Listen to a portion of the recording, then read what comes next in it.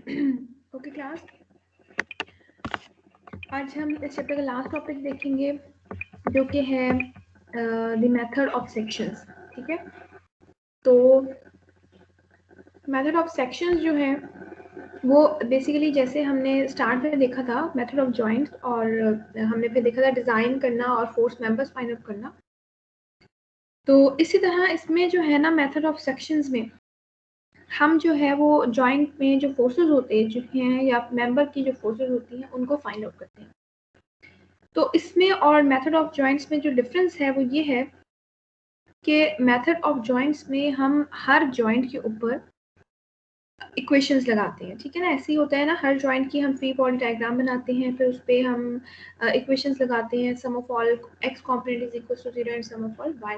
वहाँ मोमेंट की नहीं लगाते, क्योंकि मोमेंट अगर हम उस पॉइंट पे किसी भी जॉइंट पे लगाएंगे भी तो वो 0 आएगा, क्योंकि जितनी भी फोर्सेस होंगी वो उस पॉइंट से पास हो रही होंगी। मेथड ऑफ सेक्शंस बेसिकली वहाँ ज़्यादा यूज होता है जहाँ पे आपके पास बहुत ज़्यादा मेंबर्स हों। ठीक है ना, तो फिर वहाँ पे मेथड ऑफ जॉइंट्स को यूज़ करना, यानी हर एक के ऊपर फोर्सेस लगाना और हर एक पर जो है वो फ्री बॉडी डायग्राम बनाना वो थोड़ा मुश्किल होता है। तो वहाँ पे फिर हम यूज़ करते हैं मेथड ऑफ सेक्शंस। तो इसमें हम क्या करते हैं कि जैसे आप फिगर सी ए में देख सकते होंगे कि एक बड़ा ट्रस है जिसके 3 एंड 4 5 6 7 8 9 10 11 मेंबर्स हैं, और आपने किसी दरमियान के मेंबर्स के अंदर फोर्सेस फाइंड करनी है, लाइक आपने BC की फोर्स फाइंड करनी है, GF की फाइंड आउट करनी है। तो बजाय इसके कि हम हर जॉइंट के ऊपर इक्वेशंस लगाएं, हम सिर्फ क्या करेंगे, उन पॉइंट्स को कट करके उन्हीं पे इक्वेशंस लगाएंगे। ठीक है, इसमें भी उसी तरह से हम करते हैं, बाकी इक्वेशंस उसी तरह लगाते हैं। यहाँ पे ये होता है कि हम पूरे ट्रस को देखते हैं। फ्री बॉडी डायग्राम जो है, बजाय इसके कि सिर्फ जॉइंट की बनाएं, हम पूरे सेक्शंस की फ्री बॉडी डायग्राम बनाते हैं और पूरे सेक्शंस पर इक्वेशंस लगाते हैं। इसका मैं आपको न्यूमेरिकल दिखाती हूँ, 6.5। तो इससे आप करेंगे तो फिर आपको इजीली समझ आ जाएगी कि ये मेथड हम किस तरह से करते हैं।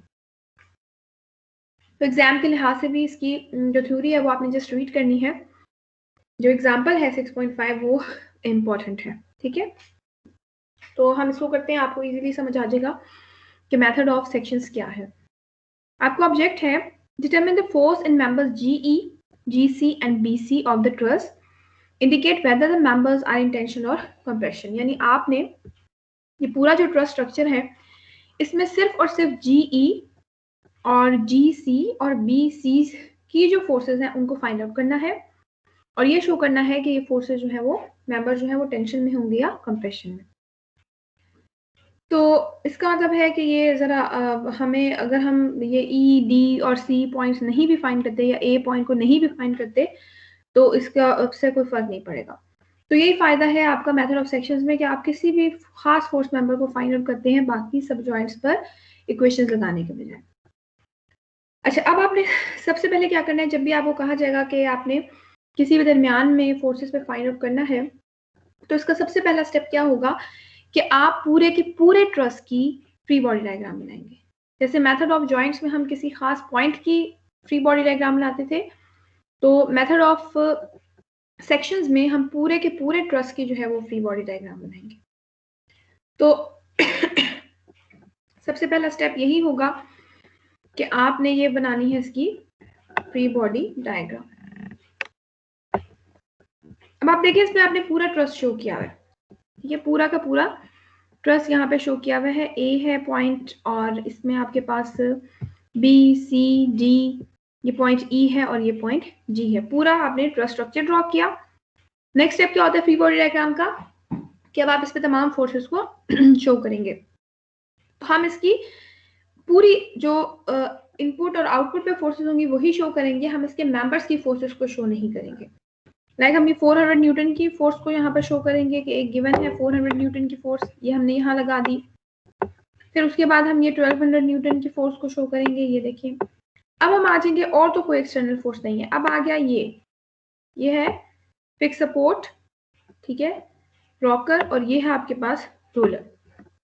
तो रोलर जो है वो हॉरिजॉन्टली मोशन होने देता है, वर्टिकली प्रिवेंट करता है, तो इसकी सिर्फ जो है वो वर्टिकल फोर्स होगी।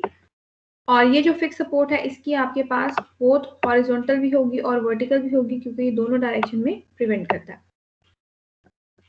मैं फिर से यहाँ पे रिपीट कर देती हूँ कि जब मैं एग्जाम्स में आपको ऐसे सवाल दूंगी तो मैं मेंशन कर दूंगी कि पॉइंट ए पे क्या है और डी पे क्या है। यहाँ तो नहीं लिखा हुआ होता, तो डायग्राम से ही पता चलता है, लेकिन वहाँ पे मैं आपको लिख दिया करूंगी कि ए पे रॉकर है, रूलर है, फिक्स सपोर्ट है, क्या पिन है, क्या चीज है, और डी पे क्या है।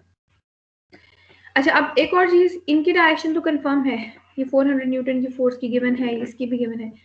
ये डी वाई, ए वाई और ए एक्स, इसकी डायरेक्शंस अगेन आप खुद एज्यूम करेंगे, जैसे मैंने आपको बहुत दफा बताया है, आप खुद एज्यूम करते हैं, उसके बाद सॉल्व आउट करते हैं। अगर आंसर नेगेटिव आ जाए तो इसका मतलब है कि आपने गलत एज्यूम की थी, और अगर आंसर सही आ जाए तो इसका मतलब आपने गलत एज्यूम की थी।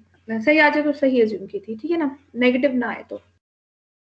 और बाय इंस्पेक्शन भी आप देख सकते हैं। बाय इंस्पेक्शन हम इसको तो कंफर्म कर सकते हैं, 400 न्यूटन अगर इस तरफ है तो ए एक्स जो है वो लाजमी लेफ्ट साइड की तरफ होनी चाहिए। हॉरिजॉन्टल दो फोर्सेस हैं तो दोनों को एक दूसरे के ऑपोजिट होना चाहिए। वर्टिकल एक डाउनवर्ड है तो दोनों अपवर्ड ले लिए। बहुत ज्यादा मैग्नीट्यूड है, 1200 न्यूटन है, तो इसलिए एहतियातन अपवर्ड ही ले लिए हैं कि 1200 न्यूटन को बैलेंस करने के लिए दो अपवर्ड फोर्सेस ही चाहिए होगी। तो इंस्पेक्शन से भी आप इसको देख सकते हैं। तो ये पहला स्टेप है आपका कि आपने इसकी क्या करनी है, फ्री बॉडी डायग्राम बनानी है।